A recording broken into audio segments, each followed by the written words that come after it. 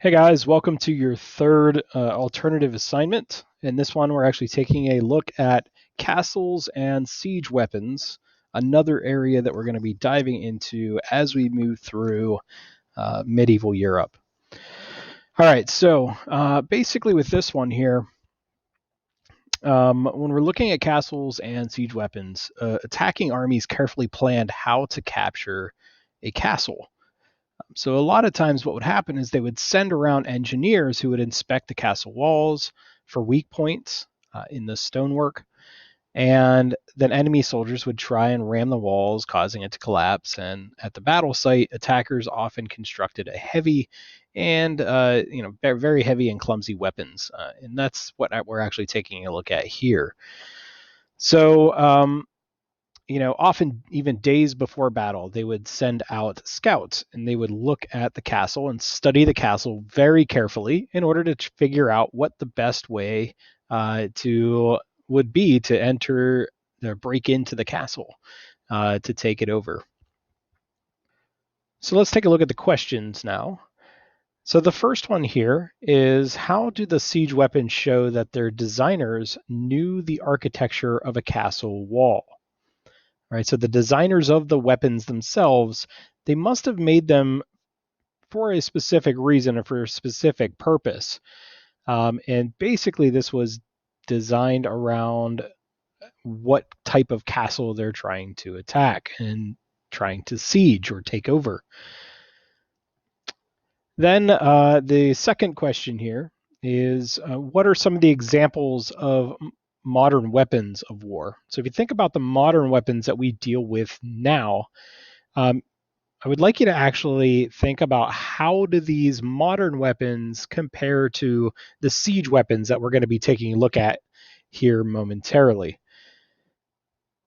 And also, what do they indicate, or what do the modern weapons indicate about the way that war is conducted today? So think about that. Think about kind of the comparison between the two. Think about modern technology and modern warfare.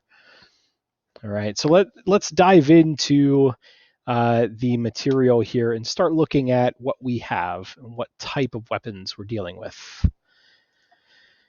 So first off, we have the siege tower. So a siege tower had a platform on top that was lowered like a drawbridge, and then it had a set of stairs that the men could run up each level all the way up to the top, and then that drawbridge would open, it would slam open on top of the castle walls, and the men could just flow out into the castle and start trying to take over.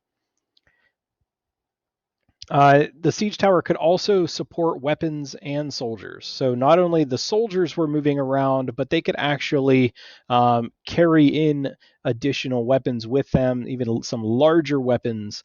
On top, they might have things like ballistas, or some type of arrow shooting mechanisms, or whatever else that they could think up. All right, so they were very useful in that purpose. The battering ram, another common one that we see trying to break into castles. So this was generally made from heavy timber with a sharp metal tip, which is something that you don't typically see in the movies.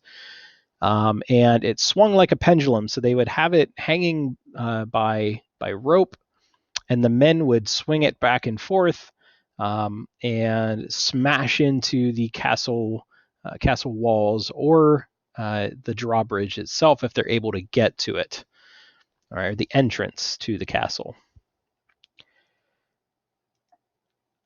The trebuchet, a very famous one here, a very interesting one as well.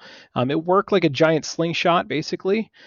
So you would put a bunch of weight in on one side, and that weight, which was a little bit further up, if I back up here, and if you watch it as I move forward, watch the trebuchet. All right, so the weight would actually pull down the arm on the other side that would act like a lever. And on the other side, we would have this rope, kind of like a slingshot set up, this kind of rope and a pouch set up. So when that weight dropped, it would pull that pouch and that rope up and around over top of the arm and throw whatever they wanted to throw, basically, um, in whatever direction they wanted to throw it. So that was the purpose of a trebuchet, was to throw large objects, right? So they propelled objects up to a distance of about, at least some of the larger ones, up to 980 feet. So quite a distance. They could be quite far away and still hit their target with the trebuchets, which kept the men that were running the trebuchets, which were often pretty vulnerable, it would keep them safe from enemy arrows and other things. Some of the things that they actually used for basically what they call missiles, right? Some of the objects that they used to throw using the trebuchet, they launched all kinds of different things. In some cases, they would throw pots of burning lime, which was a very volatile calcium oxide kind of mixture, which they used in developing concrete and things like that. But when it burned extremely hot.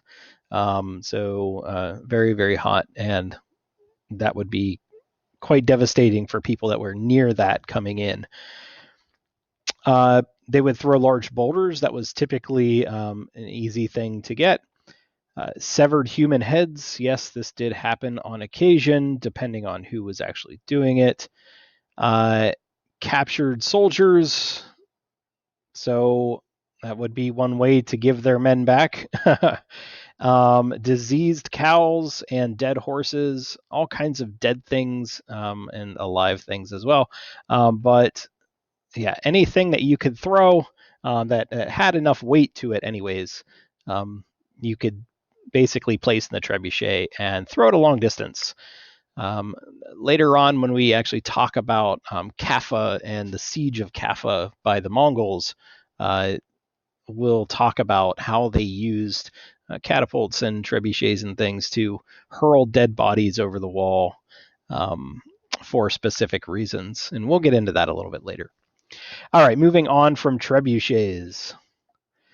The mantlet, right? So this is basically a big movable shield that a bunch of men could stand behind and protect themselves from arrows and crossbows and other things that might be coming in their direction. That would allow them to get closer to the wall and closer to the castle without taking a severe amount of damage. But basically, yeah, the men would just stand behind it and push it, and give them an opportunity to get to their destination, at least in one piece for the most part. We also have the tortoise. So the tortoise, again, another form of protection that will allow you to move closer to your goal. So it moved pretty slowly. Generally, sometimes they would have it on wheels. Other times they would have it to where the men that were inside would lift up on some rails that went across and lift the entire tortoise up, and then they would walk with it. But yeah, so the men would slowly work their way under shelter to get closer to their goal, which is try and get into the castle. But it helped them get closer to the castle without taking on a lot of damage. So obviously sheltered soldiers from a lot of debris, falling arrows, and other things.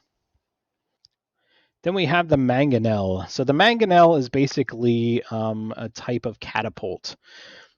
So it flung huge rocks that crashed into the castle walls. It propelled objects up to a distance of 1,300 feet, which is actually farther than the trebuchet. Something that you certainly wouldn't want to stand in front of. The objects that they use to propel from the mangonel would typically be a little bit smaller than what you would find the trebuchets throwing, right? All right, so that is all of our different siege weapons for castle sieges. So we'll just go ahead and show them all here. If you would like, you can go ahead and pause here so that way you can read through them. Again, don't forget about the questions. Make sure that you're focusing on some of these. How do these weapons show that their designers knew the architecture of the castle well? Try and explain that. And then also start kind of comparing these weapons to modern weapons, and what do they indicate about how the way war is conducted today. All right, so if you guys have any questions, don't forget to reach out to me. And I suppose that's it. So have a great day.